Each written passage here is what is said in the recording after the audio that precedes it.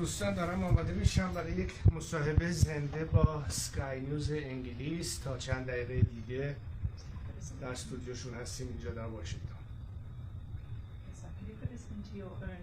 Yes, thank you. I just hope it doesn't pop out. Make sure it doesn't talk too much.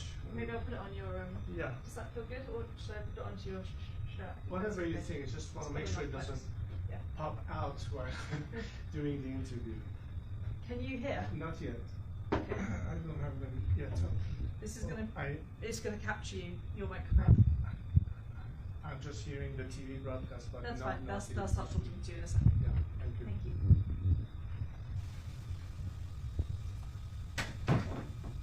Yes, Simon, I can hear you.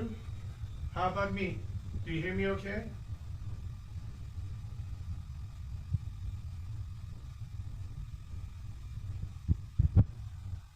Okay, can I ask you a technical question?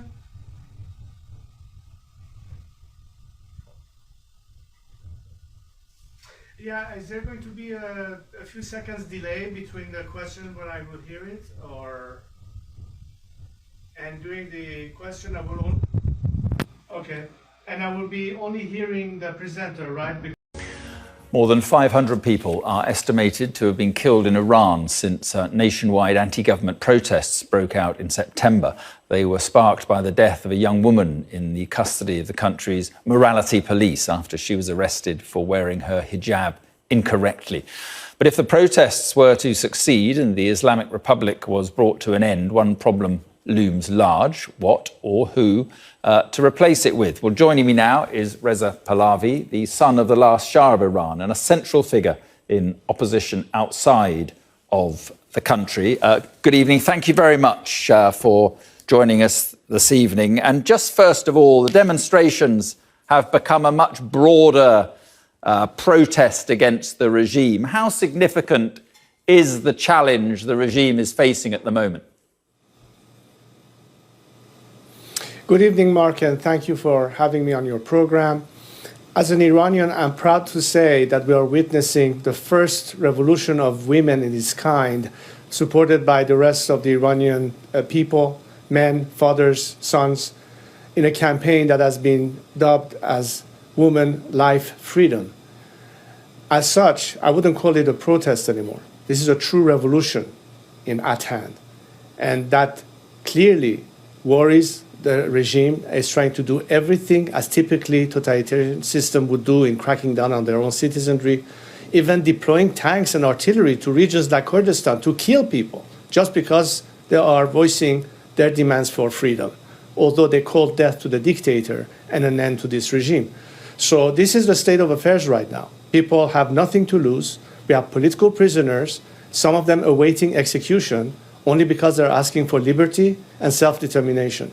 And this is where the world needs to finally catch up to this reality, and parallel to whatever campaign of maximum pressure they're exerting on the regime, begin to think of how they can elevate the pressure by having maximum support as part of their strategy in helping the Iranian people get rid of this regime, which is the fundamental problem in the first place. Could you play a unifying role, even a leadership role in a new Iran, a new democratic Iran, if such a new country emerged from all this? I've always said throughout the last 42 and counting years that my only goal is to bring our country to a point where the Iranian people in a free and fair election can determine their own future in terms of self-determination. And the way I see that happen is to lead this movement with the help of others. I'm not doing this alone. Lead this movement with the help of others, each playing our parts to gain support for this revolution, and the world community to come in support of it, so we can finally bring this regime to its knees by ultimately perhaps well-organized across the country labor strikes. That would be the quickest way to paralyze the system and force it to an implosion, with a scenario of transition that involves an interim government that will, of course, manage the country's affairs in the meantime, and the preparation of the elections of the Constituent Assembly, where all the issues, including the regime's future form, the constitution itself.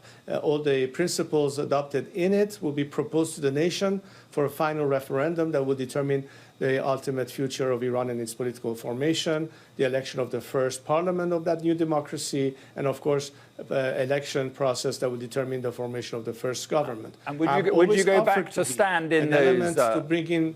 So, sorry, forgive me. Would you go back to stand in those elections?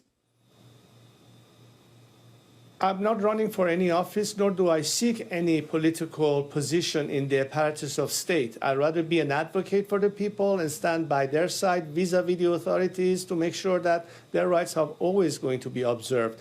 I don't have any ambitions for powers or authority. I think my experience being at age 62 and having lived in the free world are bringing all the values that can be established in Iran and to build institutions that will be the most important safeguards so we don't deviate for the democratic path, make sure transparency would be there to keep for the country to have concentration of power or potential of having corruption rise again. Right. These are very important issues, but at this point in time, in this transition period, in this moment of the campaign, as always, I've extended my hand of cooperation with any democratic-seeking Iranian, regardless of their political aspirations, left, right, or center. So together, at this point, we speak in unity with a unified voice, right, which is the first ask and expectation of our combatants at home, whether they are political activists, prisoners, or what have you. And that's exactly what I'm doing at this time talking to you.